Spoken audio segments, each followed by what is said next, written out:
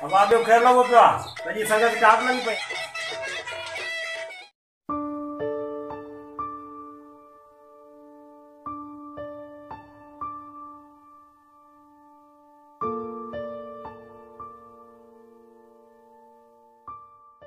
अब जो अलतार फसल किया देवा होता फसल सफाई ने घरा थे अस्सलाम वालेकुम न चाचा आदमन न मुल्क में कोरोना वायरस लगी पया बाबा हथ न मिलागो कोदा वेओ जुमन वेओ अदा जुमन यो बूथ दे छा चाड़े थवा चाचा आदम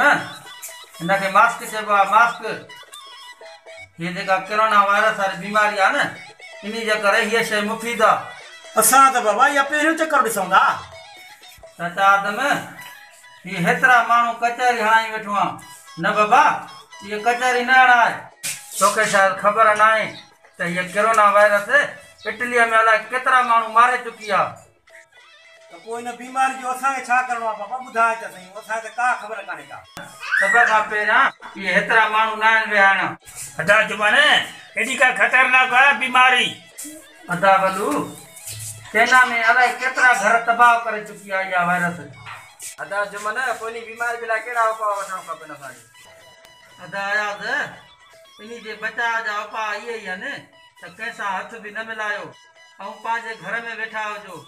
औ हाथ चंगी तरह साबुन सा पाजा धो बोलो ने हां ये लोशन कढी दे बाबा हां बाबा हे ता जे हथन धोण जे लाया हे बाबा हाथ बता धोऊ जा नो के भेणो न बाबा हे ता सिर्फ पाजा जेमल भी कैसा मिलो जा बाहर वणो पाजे हथन के संतरा साबुन हन सा धोई करे को निकरो को वेओ हे खपिए ने पो साबुन इस्तेमाल करे सा थे पो साबुन भी क्यों भले पर हे भी इस्तेमाल जलाई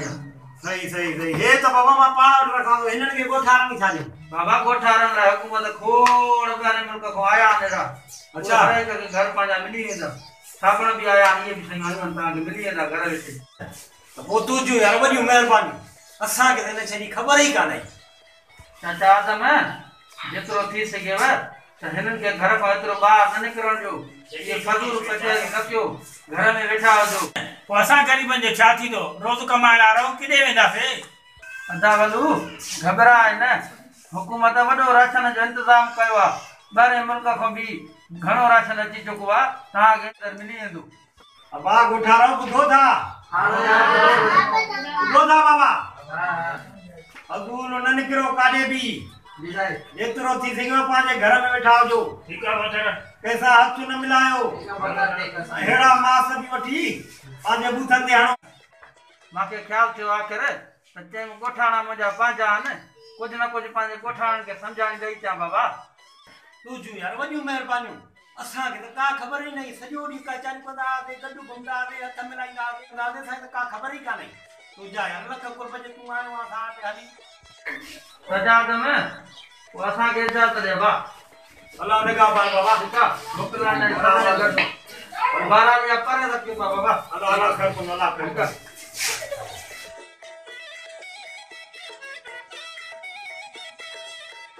जा आने होता के तालो रो पा हां ही था क्यों अजू को पो होता के तालो हुंदो आ केर भी बाहर न निकरे त बाबा वहाने हर को पाजे ले घर होता के ताणो तालो अल्लाह खैर करे ये बीमारी वने बरी पाण थागा इका चार मुंगा दे घबरायो न हलो राजा श्री अदा याद तो कोई जो हल तालो होता के हलो दा तालो कुछ भी गाल ना रे बाबा हलो